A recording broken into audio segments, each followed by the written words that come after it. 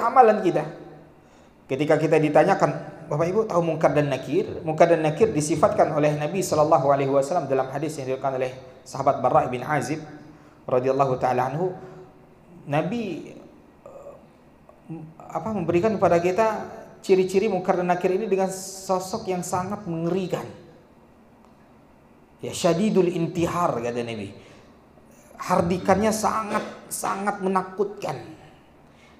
Gini deh logikanya Bapak Ibu, kalau kita sedang lewat pada suatu daerah yang tidak kita kenal, tiba-tiba ada preman bawa golok, bawa senjata tajam, tiba-tiba mengarahkan senjata tajam kita ke arah kita. Mungkin dia nanya kepada kita, ya arah kampung rambutan di mana? Ya sambil dengan wajahnya yang menakutkan, dengan samurainya, dengan senjata tajamnya mengarahkan ke kita, kampung rambutan di mana? Kita tahu arahnya mungkin sebelah kanan kita, tapi karena saking ketakutan kita menjawab di belakang kita atau di depan, ngeblank. Ya kita akan saking takutnya. Ya saking takutnya. Itu di dunia. Bagaimana nanti munkar dan nakir, sosok malaikat yang sangat mengerikan yang belum pernah kita lihat sosok ini di dunia. Sosok yang paling mengerikan di dunia saat ini belum apa-apa dibandingkan dengan wajahnya munkar dan nakir.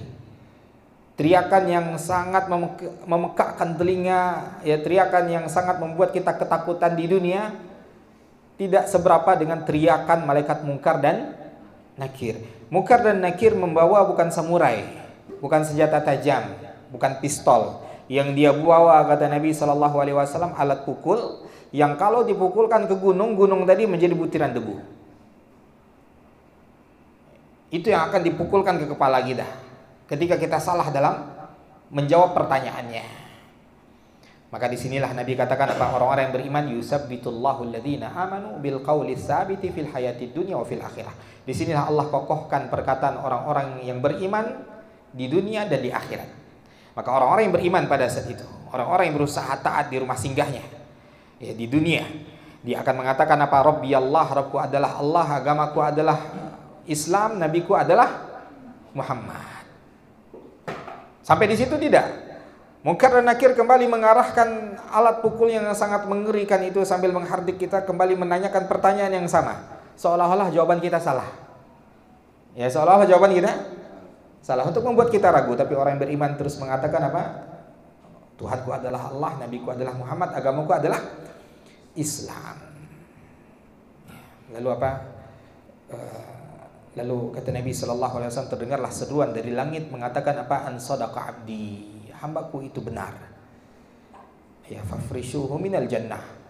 Ya, bentangkan untuknya permadani dari surga. Wa albasuhu minal jannah, pakaikan untuknya pakaian dari surga. Waftahu lahu baba minal jannah, bukakan untuknya pintu surga agar dia melihat tempatnya di surga. Ini belum masuk surga ya. Ya, jadi keliru juga kita katakan semoga ya kalau ada yang meninggal semoga fulan dan fulanah ya setelah perjalanan dunia ini langsung masuk surga. Tidak, belum ada yang masuk surga saat ini. Saat ini semuanya berada di alam barzakh. Tapi orang yang beriman tadi akan dibukakan untuknya pintu surganya, dia akan melihat dari alam barzakhnya surganya. Akan masuk aroma surganya, setiap hari dia memandang pemandangan surga yang sangat indah. Lalu apa katanya? Ya Allah, segera tegakkan hari kiamat, karena dia tidak sabar lagi ingin menempati tempatnya di surga. Itu baru kehidupan kita di alam barzakh. Itu kehidupan yang sangat panjang, yang sangat mengerikan. Ya, kalau kita tidak selamat dari sini, maka perjalanan kita setelahnya adalah perjalanan yang sangat sulit. Kenapa? Karena akan banyak perjalanan setelahnya. Setelahnya, ya setelah alam barzakh, Allah Subhanahu wa taala tegakkan hari kiamat. Pada saat itu kita semua dibangkitkan daripada alam barzakh. Dibangkitkan dalam keadaan hufatan uratan ghurlah, dalam keadaan tidak menggunakan alas kaki, dalam keadaan tidak menggunakan selai benang pun, dalam keadaan tidak berkhitan. Ibunda Aisyah sempat bertanya, "Ya Rasulullah, afala yanzuru ba'duna ba'd?" Wahai Rasulullah, kalau begitu bagaimana aurat kami? Apakah kami tidak saling melihat aurat? Ya, terbayangkan oleh kita betapa mengerikannya dan dahsyatnya hari itu. Sampai-sampai Nabi mengatakan apa? Wahai Aisyah, innal amra azim. Wahai Aisyah, perkara hari itu sangat besar. Tidak sempat bagi orang untuk melihat aurat orang lain. Gak sempat bagi kita untuk melihat aurat orang lain. Saking mengerikannya hari itu, saking dahsyatnya hari itu. Di hari itu Bapak Ibu, di padang mahsyar kita akan diperlihatkan oleh Allah neraka. Neraka yang kata Nabi Shallallahu Alaihi Wasallam diseret dengan 70.000 tali yang menyeret neraka tersebut. Yang masing-masing tali tadi diseret oleh 70.000 malaikat. Diseret ke hadapan kita di padang mahsyar. Diperlihatkan ke hadapan kita padang mahsyar yang sangat mengerikan itu. Berarti berapa puluh ribu malaikat yang akan yang menyeret itu. Ya, neraka tadi memiliki 70.000 pengikat. Ya, yang masing-masing ikatannya itu diseret oleh 70.000 malaikat. Berapa itu? Ya, 49 juta atau berapa? Ya, jumlah yang sangat besar, jumlah yang sangat mengerikan. Dan malaikat jasadnya bukan jasad seperti kita. Malaikat itu kata Nabi SAW, malaikat yang menggotong arsy-Nya Allah Subhanahu wa taala atau kursinya Allah Subhanahu wa taala, itu jarak antara daun telinganya sampai ke pundaknya itu adalah 500 tahun perjalanan. Malaikat Jibril alaihissalam pernah dilihat sosok aslinya oleh Nabi sallallahu alaihi wasallam, memiliki 600 sayap. Yang satu sayapnya menyelimuti langit dan bumi. Dia punya 600 sayap. Sebesar apa itu malaikat Jibril alaihissalam? Tapi berarti sebesar apa neraka yang akan diperlihatkan di hadapan kita semua? Ketika berbicara tentang neraka Bapak Ibu jemaah martur yang dimuliakan oleh Allah Subhanahu wa taala, maka inilah pembicaraan yang sangat mengerikan. Ya, yang bahkan malaikat Mikail alaihissalam sejak diciptakannya neraka tidak pernah lagi tersenyum. Terbayangkan olehnya tentang betapa mengerikannya neraka yang sudah diciptakan oleh Allah Subhanahu wa taala. Dalamnya neraka, Nabi pernah mengatakan tentang dalamnya neraka. Ya, Nabi pernah duduk kayak gini sama sahabatnya ya, di masjidnya yang sangat sederhana di masa itu. Tiba-tiba terdengar suara batu. Ya, Nabi mengatakan, atadrun, tahukah kalian itu suara apa? Ya, para sahabat mengatakan Allah wa rasuluhu a'lam, Allah dan Rasulnya maha mengetahui. Kata Nabi, itu suara batu yang seandainya dijatuhkan ke dalam neraka Allah baru sampai ke dasarnya setelah 70 tahun perjalanan. Ya, setelah 70 tahun lamanya itu belum sampai ke dasar neraka Allah Subhanahu wa taala kalau batu itu masih utuh. Ya, tak terbayangkan oleh kita tentang betapa besarnya, luasnya, dalamnya neraka Allah Subhanahu wa taala tersebut yang sangat mengerikan. Panasnya kata Nabi sallallahu alaihi wasallam, Nabi pernah melihat api dengan para sahabatnya. Nabi juga memberikan permisalan langsung. Ya, apa kata Nabi? Inna narakum hadhi, sesungguhnya api kalian ini hanya apa? Juz'un min sab'ina juz'an min nari jahannam. Ini hanya 1/70 panasnya neraka jahanam. Maka terdengar seketika isak tangis para sahabat. Para sahabat menimpali perkataan Nabi sallallahu alaihi wasallam, kata mereka apa? Ya Rasulullah, in kanat lakafiyah. Wahai Rasulullah, seandainya neraka itu sudah sepanas api dunia, itu sudah cukup untuk membakar. Itu sudah cukup untuk memberikan azab pedih yang sangat luar biasa. Bagaimana kalau panasnya adalah 70 kali lipat panasnya api dunia?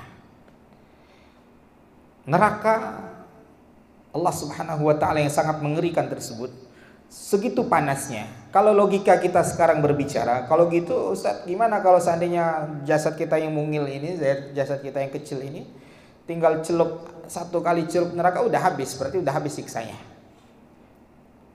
Tidak, penduduk neraka ketika masuk neraka, gigi geraham mereka kata Nabi SAW sebesar gunung Uhud. Itu geraham mereka. Itu gigi geraham penduduk neraka. Kulit mereka yang merasakan pedih kulit kan. Kalau kulit habis berarti udah nggak ada lagi rasa pedih, rasa perih. Kulit penduduk neraka kata Nabi SAW akan ditebalkan nanti pada hari kiamat sejauh 3 hari perjalanan. Ya, 3 hari perjalanan. Ya, ar-raqib al-musri'. 3 hari perjalanan orang yang berjalan dengan kendaraan cepat di zaman Nabi. Kendaraan cepat itu kuda ya. Di zaman Nabi, 3 hari perjalanan dengan menggunakan kuda. Ya, sekitar 300 sampai 400 km jarak kita hari ini. 300 sampai 400 itu tebal kulitnya. Lalu apa kata Allah dalam surat An-Nisa? Kullama nadijat juluduhum baddalnahum juludan ghairaha liyazuqul azab. Jadi azab neraka itu Bapak Ibu, selain azab fisik juga azab psikis. Ya, azab psikis. Mereka ketika mereka melihat kulit mereka sudah menipis, wah ini sebentar lagi azab saya habis. Tapi apa kata Allah? Baddalnahum juludan ghairaha liyazuqul azab. Setiap kali kulit mereka akan habis, kata Allah, kami ganti dengan kulit yang semisalnya lagi, ditebalkan lagi. Liyazuqul azab, agar mereka selalu merasakan azab, kata Allah. Jadi selain azab fisik juga azab psikis. Penduduk neraka, kalau kita kepanasan Pak, Masya Allah, kita dah rasakan panas ya. Panas Mekah, panas Madinah, itu belum seberapa, 40 derajat, 42 derajat. Gimana rasanya Pak Bu? Panas luar biasa ya. Bibir kita udah kering-kering, ya, kerongkongan kita udah gatal, udah batuk, lelah, kaki udah lelah. Ini padang mahsyar Bapak Ibu, belum neraka Allah. Padang mahsyar kita akan berdiri puluhan ribu tahun. Ya, wa inna yawman 'inda rabbika ka'alfi sanatin mimma ta'uddun. Satu hari pada hari itu, kata Allah Subhanahu wa taala, adalah bagaikan 1000 tahun hitungan kalian di dunia. Dan kita berdiri di padang mahsyar bukan sehari 2 hari, bukan setahun 2 tahun, bukan 100-200 tahun. Hanya Allah yang tahu berapa lamanya manusia akan berdiri di padang mahsyar. Betapa pegalnya kaki ini Pak Ibu.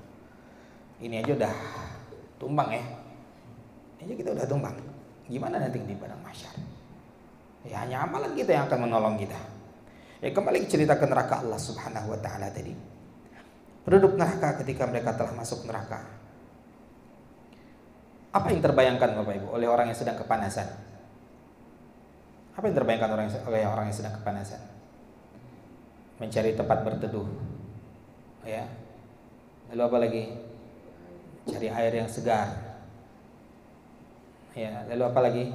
Mencari udara yang segar. Itu ya yang didambakan oleh orang-orang yang sedang kepanasan.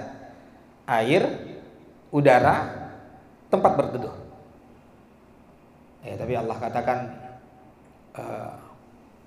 wa ashabus shimal ashabus shimal fi samumin wa hamim wa zillim yahmum la baridin wala karim. Apa kata Allah Subhanahu wa taala? Wa ashabus shimal ashabus shimal. Dan orang-orang yang catatan amal sebelah kirinya lebih berat, siapakah mereka, kata Allah Subhanahu wa taala? Mereka adalah orang-orang fi samumi wa hamim. Mereka adalah orang-orang yang nanti ketika berada di neraka Allah Subhanahu wa taala, mereka akan diliputi oleh samum. Apa itu samum? Ketika orang dalam kondisi kepanasan mendambakan udara segar yang didapati oleh penduduk neraka adalah aroma yang sangat mengerikan, yang sangat menjijikkan, yang sangat bau yang keluar daripada penduduk neraka yang dibakar di neraka Allah. Terbayang nggak kita betapa baunya itu Bapak Ibu? Pernah cium aroma cicak yang terbakar, tikus yang terbakar, ya bangkai yang terbakar? Betapa baunya. Bagaimana kalau itu manusia yang jutaan orang dibakar di neraka Allah? Terbayang nggak oleh kita betapa mengerikannya aroma pada saat itu di neraka Allah? Nggak ada udara segar. Fi samumin wa hamim. Mereka tidak akan mendapatkan udara segar, yang akan mereka dapatkan adalah samum. Aroma-aroma yang sangat mengerikan, aroma-aroma yang sangat menjijikkan. Wa hamim, yang akan didapatkan penduduk neraka adalah hamim, air yang sangat-sangat mendidih. Ya, kata Allah dalam ayat yang lain, wasuquhum ma'an hamima faqatta'a am'a'ahum. Siramkan mereka dengan air hamim, kata Allah. Maka dengan itu apa? Faqatta'a am'a'ahum. Berikan mereka minuman air hamim, kata Allah. Maka dengan minum air hamim itu, kata Allah Subhanahu wa taala, akan terburailah usus-usus mereka. Wa zillim yahmum. Enggak ada tempat berteduh. Yang ada apa? Zillim yahmum. Itu awan-awan pekat, asap-asap pekat yang keluar daripada pembakaran neraka. Hanya itu yang ada. Penduduk neraka kelaparan. Apa makanan mereka? Inna syajarataz zakum ta'amul azim.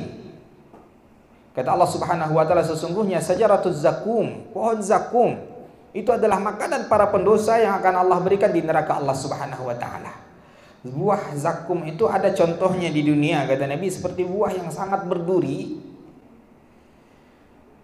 ya, yang kalau dimakan nyangkut di tenggorokan, tidak akan lewat daripada tenggorokan.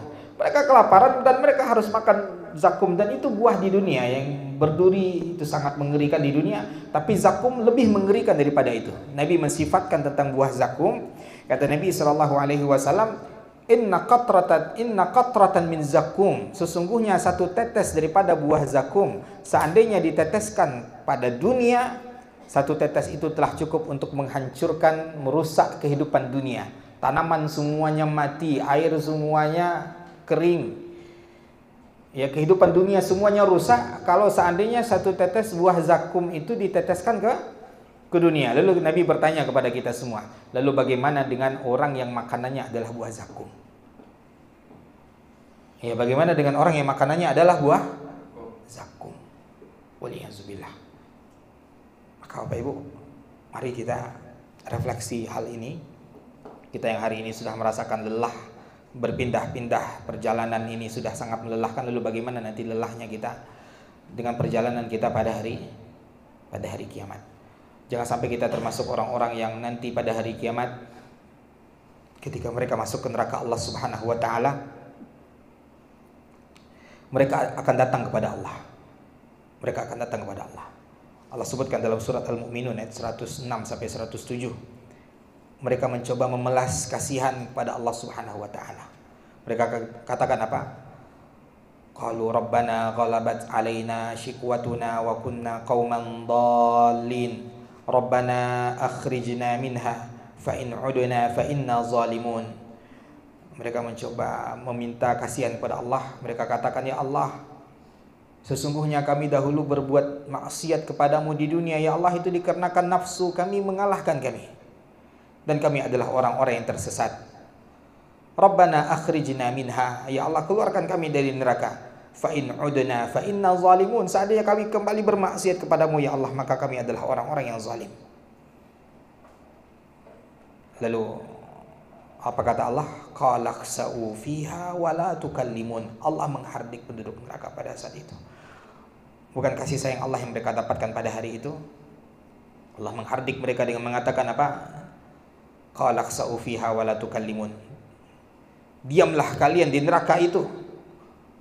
Tinggal kalian di neraka tersebut dan jangan kalian berbicara denganku, kata Allah. Terbayang enggak oleh kita?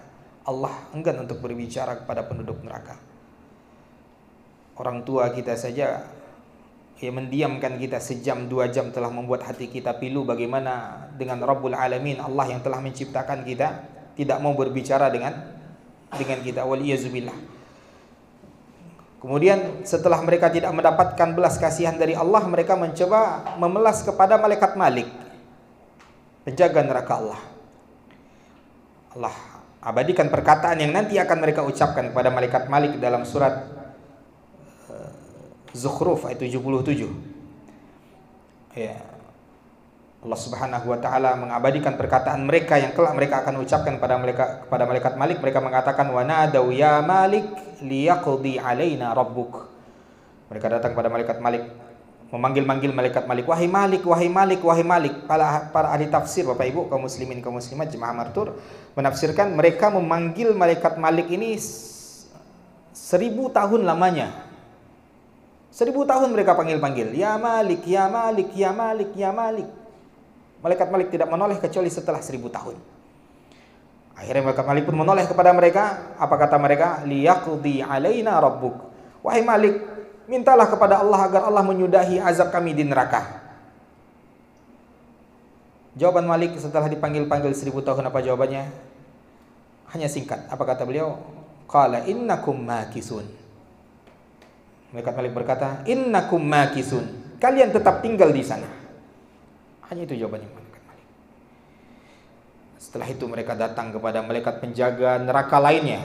Allah sebutkan dalam surat Ghafir 50. Wa qala alladhi fin nari li khazanati jahannam, berkata orang-orang yang berada di neraka Allah kepada penjaga neraka Jahannam setelah mereka tidak mendapatkan harapan untuk keluar selama-lamanya dari neraka Allah, mereka berharap apa? Berharap sebentar saja. Mereka berkata kepada malaikat penjaga neraka Jahannam, ud'u rabbakum yukhaffif 'anna yawman minal 'adzab. Tolong doakan kepada Allah, minta kepada Allah agar Allah meringankan, bukan mengeluarkan, meringankan azab kami satu hari saja. Qalu awalam taku ta'tikum rusulukum bil bayyinat, bukankah telah datang utusan-utusan Allah yang memberikan kepada kalian bayyinat, penjelasan-penjelasan tentang hari ini? Qalu bala, mereka katakan iya. Qalu fad'u, kalau begitu kalian sendiri yang berdoa kepada Allah, minta kepada Allah. Wa ma du'aul kafirina illa fi dhalal. Tidak ada doa orang kafir, harapan orang kafir pada hari itu kecuali hanya kesia-siaan belaka. Ketika mereka tidak dapatkan harapan, pupus harapan mereka. Bapak Ibu kebayang gak, penduduk neraka itu setiap hari melihat penduduk surga dengan kenikmatannya. Psikisnya diazab, selain fisiknya, psikisnya diazab. Allah abadikan dalam surat Al-A'raf, ya akan ada percakapan daripada penduduk neraka dengan penduduk surga. Apa kata mereka? Wanada ashabun nari ashabal jannah. Penduduk neraka memanggil-manggil penduduk surga setelah mereka pupus harapan kepada Allah, pupus harapan kepada malaikat-malaikat Allah, mereka panggil-panggil penduduk surga.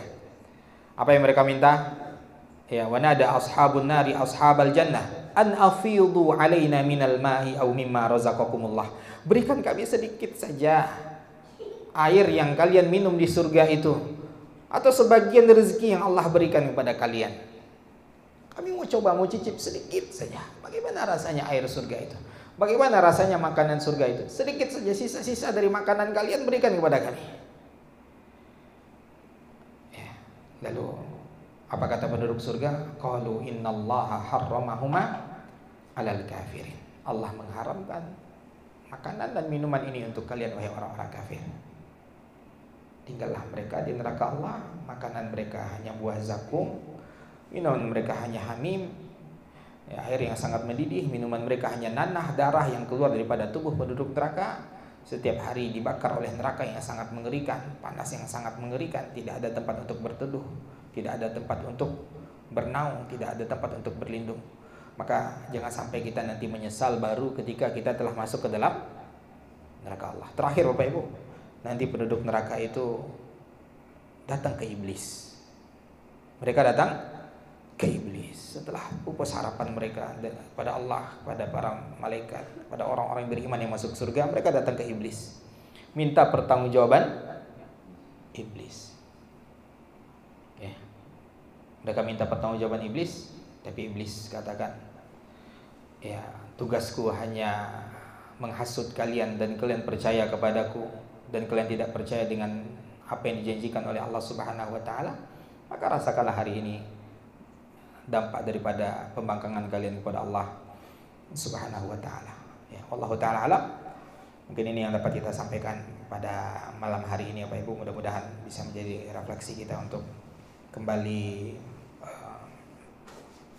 pengingat bagi diri kita bahwasanya kehidupan kita di dunia ini hanyalah kehidupan yang sebentar, hanya tempat persinggahan, dan tempat kembali kita adalah surga Allah. Jangan salah kembali. Ya, jangan sampai kita tercampak ke dalam neraka Allah dikarenakan kesalahan kita selama berada di tempat persinggahan. Mungkin kita kasih kesempatan untuk diskusi 5 menit.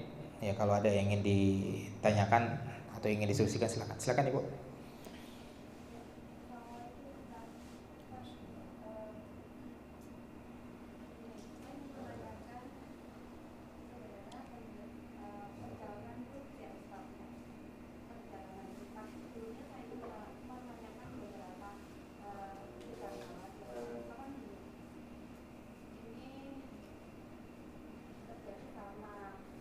Izin kurang jelas pakai mic aja Bu ya.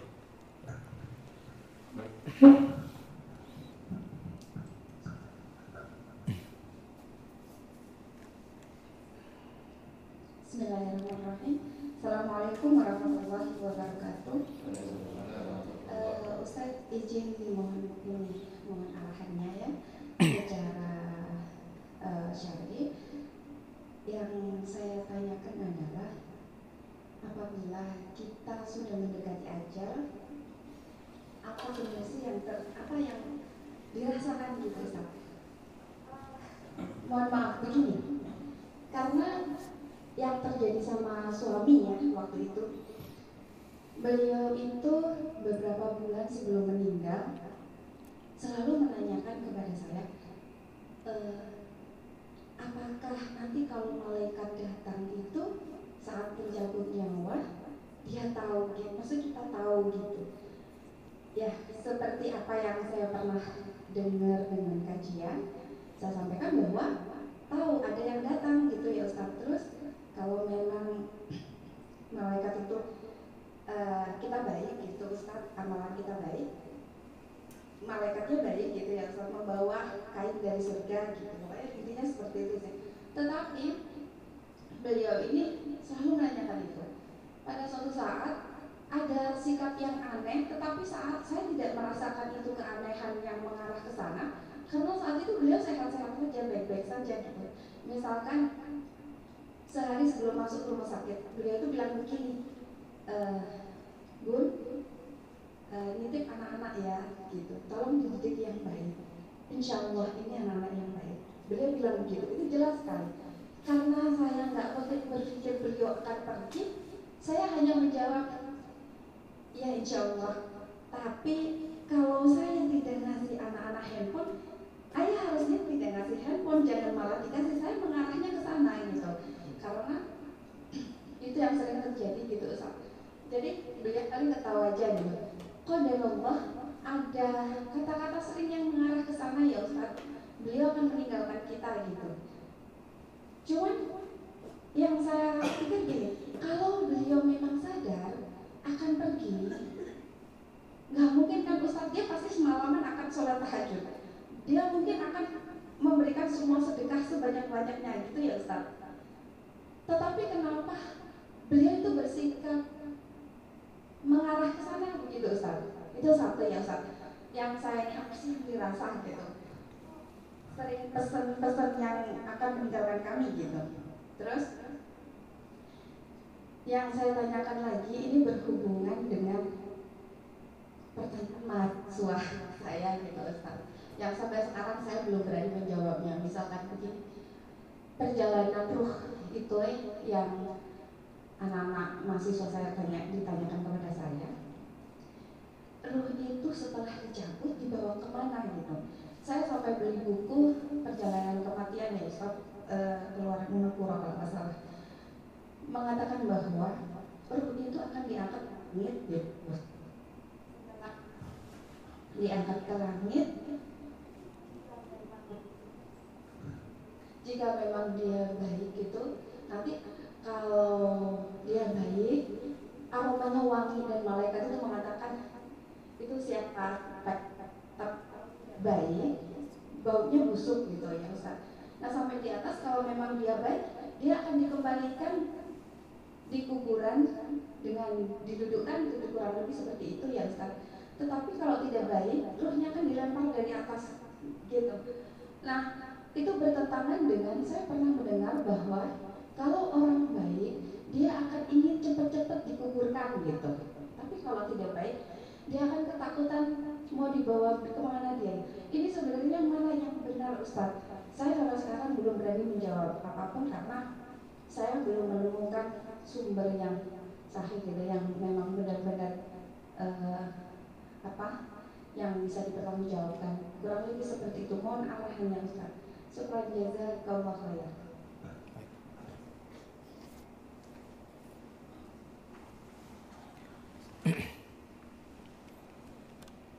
Barakallahu fiik. Pertama, apakah seseorang ketika akan dicabut nyawanya dia akan merasakan bahwa nyawanya akan dicabut gitu Bu ya? Ya, wallahu alam. Pertama, kematian itu adalah rahasia Allah. Kematian itu tidak ada seorang pun yang tahu kapan dan di mana dia akan diwafatkan. Ini Allah tegaskan dalam surat Luqman. Allah katakan, wa ma tadri nafsum madza taksibu ghada wa ma tadri nafsum bi ayyi ardin tamut.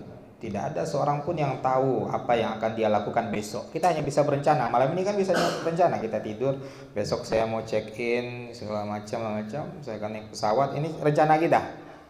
Tapi tidak ada yang tahu apakah dia bisa melakukan rencananya itu besok atau tidak. Siapa yang bisa menjamin dia akan terbangun daripada tidurnya nanti malam ketika dia tidur?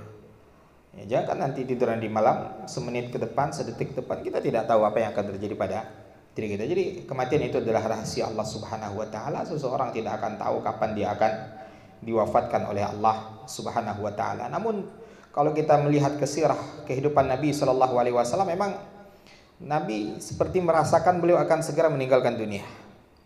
Ya, seperti yang kemarin kita ceritakan, beliau memberikan nasihat ya yang membuat yang seolah-olah ini adalah nasihat perpisahan, kata para sahabat. Ya, seolah-olah nasihat orang yang akan meninggalkan para sahabatnya dengan waktu yang sangat lama. Ya, juga dengan bisikan Rasulullah kepada Fatimah bahwasanya tidak akan ada lagi rasa sakit bagi ayahmu setelah hari ini. Ya, mungkin seseorang akan merasakan dengan sakitnya, dengan keadaannya, dia akan merasakan ini mungkin hidupnya nggak akan lama lagi. Itu bisa jadi ketika dia memang sakit parah. Ya, ketika dia memang sakit parah, dia akan ada zon. Ini bukan yakin, tapi dia ada praduga kuat. Ini sepertinya tidak lama lagi dia akan meninggal. Tapi tetap dia tidak akan tahu kapan dia akan dicabut nyawanya oleh Allah Subhanahu wa taala. Jadi ini kita tidak tahu ya apakah pembicaraan-pembicaraan seperti itu dan seterusnya ini adalah tanda-tanda bahwasanya orang tersebut akan diwafatkan oleh Allah Subhanahu wa taala, wallahu alam. Ya, jadi ini konsep yang harus kita pegang pertama, bahwasanya tidak ada seseorang pun yang tahu kapan dan di mana dia akan diwafatkan oleh Allah Subhanahu wa taala. Karena seperti kata Ibu tadi, kalau seandainya seseorang sudah tahu dia akan dicabut nyawanya, tentu dia akan berlomba-lomba akan melakukan kebaikan. Semua hartanya akan dia sedekahkan, sisa hidupnya akan dia gunakan untuk ibadah. Ya, tapi tidak ada seorang pun tahu kapan dia akan diwafatkan oleh Allah Subhanahu wa taala. Kemudian tentang ruh, begitupun tentang ruh. Ya, ruh ini juga suatu rahasia yang hanya Allah yang mengetahui detailnya. Allah katakan dalam surat Al-Isra, yas'alunaka 'anir ruh, qulir ruhu min amri rabbi wa ma utitum minal ilmi illa qalila. Mereka bertanya kepadamu wahai Muhammad tentang ruh. Jadi bukan hanya kita, orang-orang jahiliyah juga dulu juga sering bertanya kepada Nabi Muhammad tentang detail ruh ini seperti apa. Ya, maka apa kata Allah? Qulir ruhu min amri rabbi. Katakan bahwasanya ruh itu adalah perkara Rabbku, udah selesai. Wa ma utitum minal ilmi illa qalila. Dan kalian tidak diberitahukan tentang ruh itu kecuali hanya sedikit. Dan di antara yang sedikit itu seperti yang Ibu tadi sebutkan, Nabi sallallahu alaihi wasallam sebutkan dalam hadis Barra bin Azib yang tadi kita sempat bacakan penggalannya, itu ketika orang mukmin ketika dicabut nyawanya, ya ketika dia akan dicabut nyawanya, ja'ahul malak, akan datang kepadanya malaikat pencabut nyawa, duduk di kepalanya. Nah, ini yang terjadi, duduk di kepalanya. Kemudian dia akan melihat malaikat-malaikat Allah sejauh matanya memandang, bidul wujuh, dengan wajah yang sangat terang, ka'anna wujuhahumus syams, kata Allah, seolah-olah wajah mereka itu seperti sinar matahari. Ini dilihat kapan? Ketika sudah sakaratul maut tadi. Ya, sudah sakaratul maut, bukan 40 hari sebelumnya atau beberapa hari sebelumnya, tidak, tapi ketika dia dalam keadaan sakaratul maut. Ya, seorang dalam keadaan sakaratul maut. Dan waktu ketika sakaratul maut itu jangan kita samakan dengan waktu dunia. Kan ada orang yang tiba-tiba jatuh langsung mati, Ustaz. Enggak, sakaratul maut itu waktunya wallahu alam. Ya, tapi Nabi menyebutkan, ini dia yang harus kita imani. Nabi menyebutkan bahwa orang yang beriman tadi ketika akan dicabut nyawanya, dia akan melihat malaikat-malaikat Allah sejauh matanya memandang. Ya, sejauh matanya memandang. Lalu apa? Lalu malaikat maut tadi mengatakan apa? Ya ayyatuhan nafsut thayyibah irji'i ila rabbiki radiyatan mardiyah. Ya, wahai ruh yang baik, kembalilah engkau ke Rabbmu dengan keadaan diridhoi oleh Allah Subhanahu wa ta'ala. Lalu malaikat tadi membawa apa? Malaikat tadi membawa kain kafan dari surga, hanutun min hanutil jannah. Ya, mereka membawa wangian daripada daripada surga. Setiap kali melewati pintu langit pertama, kedua, malaikat pun menyambut mereka sambil mengatakan apa? Liman hadzal ruhut thayyib, ini punya ruh yang baik, ini punya siapa? Disebutkan nama terbaik kita ini fulan bin fulan. Ya, begitu seterusnya sampai ke langit ketujuh. Lalu Allah perintahkan uktubu kitab abdi fi illiyin, catatkanlah kitab amalan hambaku ini di illiyin, catatan khusus hamba-hamba Allah Subhanahu wa taala yang banyak kebaikannya daripada keburukannya. Ya, lalu dikembalikan ke jasadnya, lalu ditanyakan oleh Munkar dan Nakir tadi. Ya, ditanyakan oleh Munkar dan Nakir. Alam barzakh bukan liang lahat yang kita lihat itu. Ya, alam barzakh bukan liang lahat yang kita lihat. Alam barzakh itu alam tersendiri yang kita tidak mengetahui, alam gaib, alam yang memisahkan antara kehidupan dunia dengan kehidupan akhirat setelah kebangkitan nantinya. Ada namanya barzakh. Ya, ada namanya barzakh. Nah, dan juga ada hadis Nabi yang ibu sebutkan tadi, itu juga hadis Nabi bahwasanya orang yang baik itu, ruh yang baik itu ketika jasadnya digotong, dia mengatakan kepada orang-orang yang menggotong jasadnya, bergegaslah kalian untuk menguburkanku. Wallahu a'lam, kalau diruntut dengan hadis Nabi tadi, ya bisa jadi dia sudah selesai naik daripada langit ketujuh tadi, lalu kembali ke jasadnya, ya, lalu dia mengatakan kepada orang-orang yang menggotongnya agar apa? Agar bergegas membawanya, ya, menguburkannya. Ya, adapun orang-orang yang pelaku maksiat, orang-orang kafir, dia akan mengatakan, ya waihak, ya celaka kalian, kemana kalian akan membawa jasadku. Yaitu hadis Nabi alaihi salatu wassalam. Ya, tapi Allahu alam, seperti yang tadi kita sebutkan di awal, Allah katakan tentang ruh ini kita hanya diberitahukan sedikit saja. Ya, kita hanya diberitahukan sedikit saja. Mau tahu detailnya nanti setelah kita wafat. Ya, setelah kita wafat, tahulah kita detail perjalanan ruh ini. Ini maka tentang ruh ini nggak boleh kita terlalu panjang lebar membahasnya, karena tadi ilmu kita yang Allah berikan di situ hanya sedikit. Karena kalau panjang lebar kita, apalagi kalau kita bawa ke logika kita, nanti pertanyaannya akan beruntun tuh. Saat dikembalikan ke jasad, berarti nanti yang diazab jasad atau ruh dan jasad. Itu memang juga dibahas oleh para ulama, ya. Pertanyaan itu muncul nanti. Ya, itu dimuncul. Ustaz, nanti kalau kembalikan ke ruh, tadi kata Nabi kan tadi kembalikan lagi ke jasadnya gitu kan. Berarti hidup lagi dong, Ustaz. Nah, gitu ya kan? Enggak, jangan dibawa ke logika kita. Ya, jangan dibawa ke logika kita. Imam Ibnul Qayyim mengarang sebuah kitab namanya Kitab Ar-Ruh. Ya, jadi itu detail. Ya, kalau ibu mau baca tentang ruh detail, beli kitab Ar-Ruh karangan Imam Ibnul Qayyim rahimallahu taala. Tapi kitab yang seperti ini Bapak Ibu kalau diterjemahkan rancu terkadang baca terjemahannya itu. Ya, terkadang baca terjemahnya rancu. Ya, jadi itu dibahas oleh Imam Ibnul Qayyim tentang ruh ini, apakah nanti yang diazab itu jasad atau ruh saja atau ruh dan jasad. Tapi yang jelas nanti akan ada alam yang mempertemukan antara ruh kita dengan ruh orang yang telah wafat itu. Itu dibahas oleh sebagian para ulama. Maka terkadang kita bermimpi bertemu dengan orang tua kita yang telah wafat, bermimpi dengan bertemu Nabi Muhammad sallallahu alaihi wasallam ketika kita sedang tidur tadi, ruh kita itu terpisah sebagiannya daripada jasad kita. Makanya kita ketika bangun kan disunnahkan untuk baca apa? Alhamdulillahilladzi ahyana ba'dama amatana wa ilaihin nusyur. Karena memang ruh kita ketika tidur tadi terpisah daripada sebagiannya daripada jasad. Tapi enggak usahlah kita bahas panjang lebar tentang ruh ini. Sekali lagi, ya pegang konsep Allah. Ya, Allah katakan apa? Wa ma utitum minal ilmi illa qalila. Kalian tidak diberitahu tentang ruh itu kecuali hanya sedikit. Ya, gitu. Wallahu a'lam. Dalam kitab Ar-Ruh sendiri pun banyak beberapa hadis yang dhaif. Ya, sehingga terkadang kalau hal gaib ini kan hanya Allah yang tahu, ya. Bahkan Nabi pun tidak tahu. Nabi tahu ketika diberitahukan oleh Allah. Ya, Nabi baru tahu ketika diberitahukan oleh Allah. Jadi kalau berbicara tentang perkara gaib harus ada sandarannya. Apa sandarannya? Mana ayatnya? Mana hadisnya? Karena ini bukan pembicaraan yang menggunakan logika. Ya, wallahu a'lam. Gitu, Bu, ya. Ya, mudah-mudahan nyambung jawabannya. Nyambung, Bu, ya? Insyaallah. Ya, mudah-mudahan.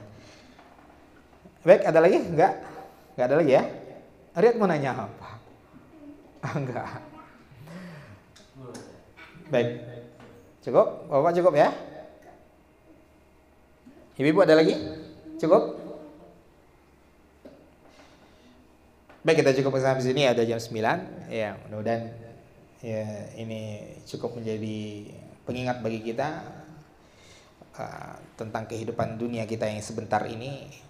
Ya, hanya sedikit lagi sisa umur kita. Mudah-mudahan kita menjadi orang-orang yang gemilang di sisa usia kita, ya, orang-orang yang betul-betul menggunakan sisa usianya untuk ketaatan kepada Allah Subhanahu wa taala. Subhanakallahumma wabihamdika asyhadu an la ilaha illa anta astaghfiruka wa atubu ilaik. Wa sallallahu ala nabiyyina Muhammad wa ala alihi wa ashabihi wasallam. Assalamualaikum warahmatullahi wabarakatuh.